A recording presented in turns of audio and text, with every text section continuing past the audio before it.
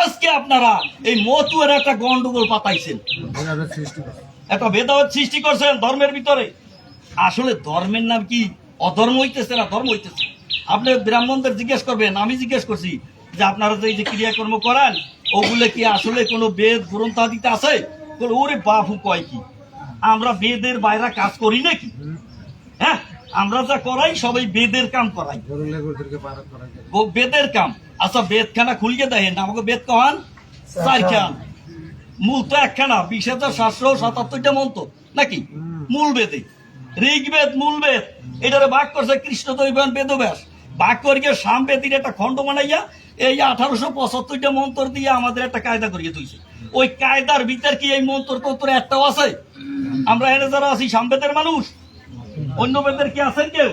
মনে হয় না, সবাই সামবেদের লোক। আমার রাগ করিয়েন না, মুখ খুলছেন।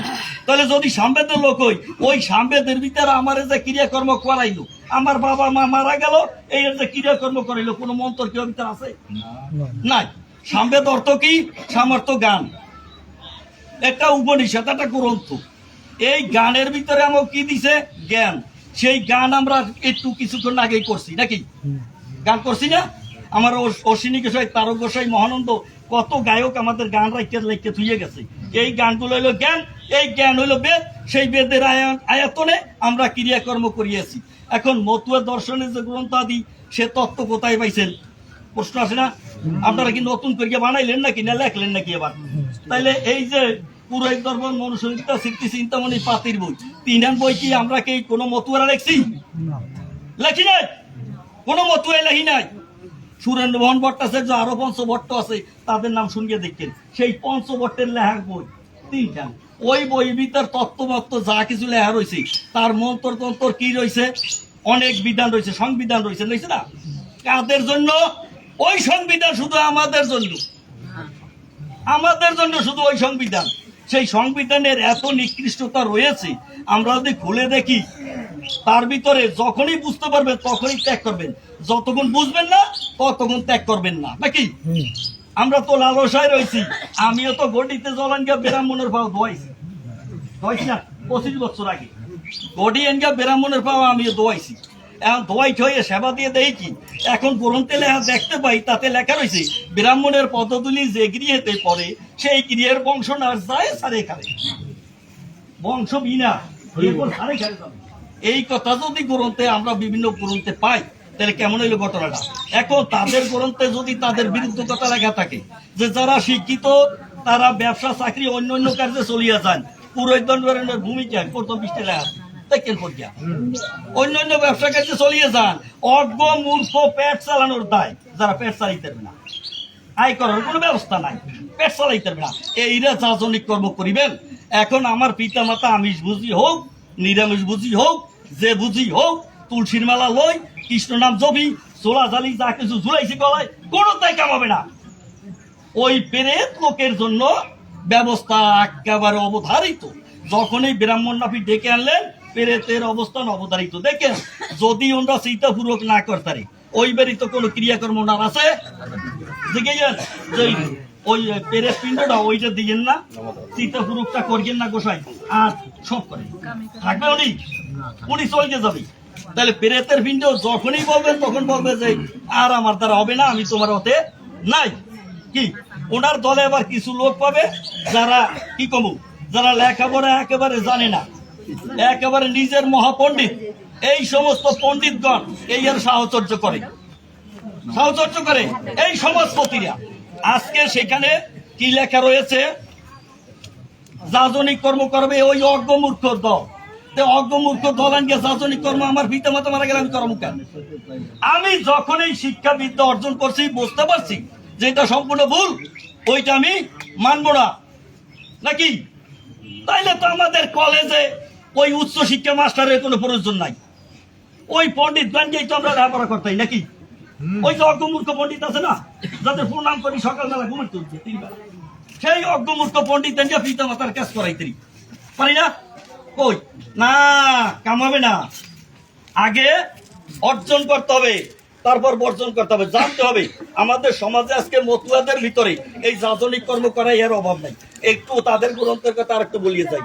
তাদের গ্রন্থে 1002 পৃষ্ঠায় লেখা রয়েছে পুরোহিত দরবারে কি হোম যাগ যজ্ঞ তর্পণ ক্রিয়া কর্ম পিতা মাতার মৃত্যুতে শুভ শুভ কর্ম হরিনাম সংকীর্তন ভিন্ন সকল নিষ্পাপ 1002 পৃষ্ঠা খুলিয়ে দেখেন পুরোহিত দর্পণে। তাহলে যদি এই কথা লেখা থাকে তাহলে আমরা কি মানবো হরিনাম কি হয়? ওই ব্রাহ্মণ কি কয় যে একটু হরিনাম করো এই বাবারা একটু খোল করতাল বাজে এবার একটু ডাঙ্কা গান বাজে একটু হরিনাম দেহ কয় না কিছু কয় না। খোরডোঙ্গা সাজাইয়া একটা কুষা দিয়া ভিতরে আর একটা ব্রাহ্মণ বানাইয়া ওখানে রাখিয়া ওং ব্রাহ্মণ আয় দাদান ওই ব্রাহ্মণকে সকল কিছু দান করে। শেষ পর্যন্ত আপনার যদি 4 ভাই খাই আর উনি 1 ভাই, এই 5 ভাই হয়েছে। এখন সম্পত্তির 5 ভাগের 1 ভাগ কত ভাই? সেই হারে আমারে ফিরে দেবেন, গরু দেবেন, গাছ দেবেন, ঘোড়া দেবেন, অনেক কিছু দেবেন নাকি আছে না? এটা দাবিদার। এই দাবিদার হলো কোন ক্ষেত্রে? এই মন্তর ভরাইয়া দাবিদার হয়েছে। এই চাইটার চাতুরালি আছে কি? এরপরে আসি যে বই দিয়ে আপনাদের এই ক্রিয়াকর্মের জন্য পাতিপত্র দেয় সেসব বইতে ওই যে একটু আগে বলে গেছেন 184 পৃষ্ঠায় স্মৃতি চিন্তামণি পাতির বই, সেখানে লেখা রয়েছে কি প্রয়াগে তীর্থযাত্রাকালী পিতা মাতার মৃত্যুতে মস্তক মুন্ডন করিবে না, এ মাথা মুড়ান লাগবে না।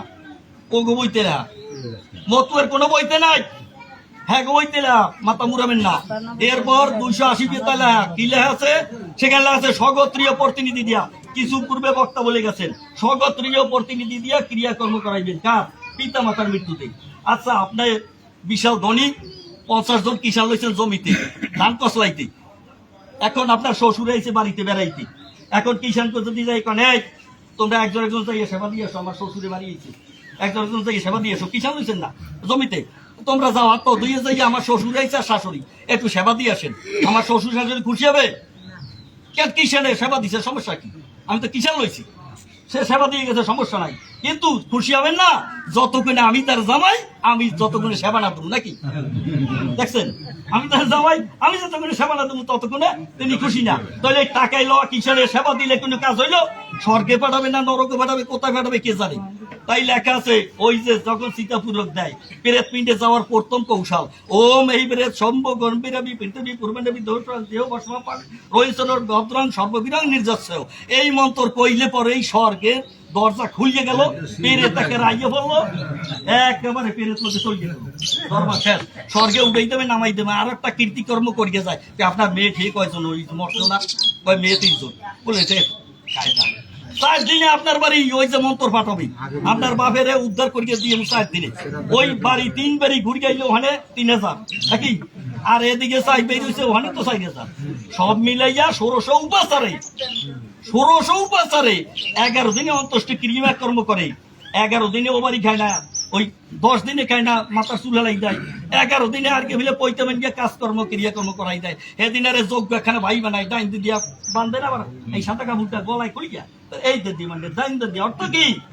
আপনারও বিরামন বানাই দিল কখন? 10 দিনের পরে 11 দিনের দিন 10 দিনে 10 উপরে করার পরে এখন ওটা কয় যে 10 উপরে, আমি বলছি 10 উপরে করা লাগে কি আছে? ওই তাওয়ায় পোড়া হওয়া পড়া লাগে কি আছে? কয় লাগে বুঝো না, দেহের 10টি ইন্দ্রিয় এই দিনে 10 দিনে 10টি পিণ্ড দিতে হয়, 10 উপরক দিয়ে 11 দিনে একাদশা করলে পরে স্বর্গে গড় গড়াই চলে গেছে। একটার কোনো চিন্তা করা লাগে না, কোনো চিন্তা করা লাগে না। আবার ফেরবে 1 বছর পর, ফেরবে না? এই কালো সৌজ রয়েছে সেটা তোর দিনে যে জোগাড় করছিলি ওই সব ধুতি পাঞ্জাবি কুলা ডালা মুগ ডাল মান কচু, হ্যাঁ গরম মশলা হলুদ মরিচ দিয়া, হ্যাঁ কাঁচা কলা কাঁচা কই মাছ বা শৈল মাছ, ওই যেটা তোমরা গুছাই পারো ওইটা তুমি দিয়ে দিও। ওই দিনে কিন্তু আবার লাগবে। মন্তরে কি বাহি ছিল যে আবার ওই স্বর্গে থেকে ফিরে আইতে হইলো? এইখানে সমস্যা রইল। আমরা কেন শিক্ষিত হইয়া গুরু সাথে সৈনিক হইয়া এই কাজ করব? যদি এখানে বৈষ্ণব তো থাকেন, বৈষ্ণব আছে কি? বৈষ্ণব যদি কখনো ওই যে কুশালায় আতে কুশাতে লয় তার 20 পুরুষ 21 পুরুষ পর্যন্ত নরকে যাবে। 21 পুরুষ পর্যন্ত তুলসীর মালায় গলায় ধারণ করছি, এরপর যদি আবার একটা ওই যে বাপ মামরা ফিতে গলায় বান্ধি, এইটা যদি বান্ধে আর 21 পুরুষ নরকে যাবি। এ না শুধু, এরপরও রয়েছে যদি সারা জীবনও কৃষ্ণ নাম করে হরি নাম করে, এরপরও যদি সারা জীবনের পরেও 100 বছর পরেও একজন ব্রাহ্মণ আনগিয়া তার ক্রিয়াকর্ম বা তার কোনো ধর্মের কাজ করে, সব বিনাশ। যেমন 1 বালতি দুধের ভিতরে 1 ফোঁটা সেনা, তদ্রুপ ধ্বংস হয়ে যাবে। তা আসুন আমরা ওই পুরোহিতনের খপ্পরে আর পড়বো না। তাই আমার ওই যে বহুবার বলেছি যে তাই বিদ্রোহী কবি নজরুল ইসলাম বলছে কি বলছে, ওইটা বেদে উড়ে বামুন রাতে না চাই গারবা বাড়ি, গাছ হলে তার লোম পারে না, ভাত হলে তার ভেলে হারি, হুক্কার জলার ভাতের হারি করলি তোরা জাতের যান, তাই তো বেকুব করলি তোরা এক জাতির 100 খান। বলতে পারিস মন্দির এসে ভগবানের কোষে জাত, কোষে ছেলে সোয়া খেলে অশুদ্ধ হয় জগন্নাথ, জাতি নামে বদজাতি সব জাত জাত নিয়ে খেলছো দুয়া, ছেলের মুখে থুতু দিয়া মার মুখে দাও ধূপের দুয়া। দেখছেন অবস্থা নাকি? এইখানে আমাদের পৌঁছাই দিছে। তা আমার গুরুচাঁদ ঠাকুরের অবদান শেষ করে বলে শেষ করা যাবে না। আমি এই কয়েকটা অবদানের কথা এখানে এই যুগনায়ক পতিত পাবন গুরুচাঁদ ঠাকুরের কয়েকটি কথা লিখে আমি একটু ছাপাই লইয়াছি পুরিখান। তাইলে এখন দেখেন প্রতিটা জায়গায় দেওয়ার চেষ্টা করছি যে গুরুচাঁদ ঠাকুরের যে অবদানগুলি আমরা যদি একবার জানতে পারি তখন আর আমাদের কোনো সমস্যা থাকবে না, আমাদের ভিতরে সচেতন জ্ঞান আসবে। আমি আজকে বলবো মতুয়ার সজাগ হতেই হবে। জাগো মতুয়া, একদিন আমাদের ভাগ করে রেখেছিল তুমি জালিয়া, তোমার লাগে আমি কিন্তু সেরা দেবো না আছে, বৈশ্য সবাই খামু না, তুমি মেতর, তুমি মুচি, তুমি তেলি, তুমি ধোপা, তোমার লাগে আমি বৈশ্য সবাই খামু না ছিল না। আজকে মতুয়া দর্শন আসার ফলে মুসি মেতর ধোপা তালি কিছু বাতায় একাকার হয়ে গেছেন, হয়েছেন না? এখনো যা বাকি আছে ওই বিরামন নাপিত অর্থাৎ ওই যে কুসংস্কার, এই জাতির পাতি দূর করিয়ে ফেলাইছে আমার গুরুচাঁদ ঠাকুর। আপনারা ওই যে তারককর্তার বইখানা পড়ছেন, তারককর্তার বইখানা মহাসংকীর্তন 101 পৃষ্ঠায় 101 নম্বরের গানটা পড়িয়ে দিচ্ছেন। বিজয় বলে এসো সবে ভাই এই বিশুদ্ধ মতে, মহাজন দেখাইয়াছে পথ চলো সেই পথে, মহাজন সেই ভক্তবৃন্দ দেখাইয়াছে চলার ছন্দ, তারক গোলক মহানন্দ মৃত্যু যায় গান্ধী আজি নবযুগে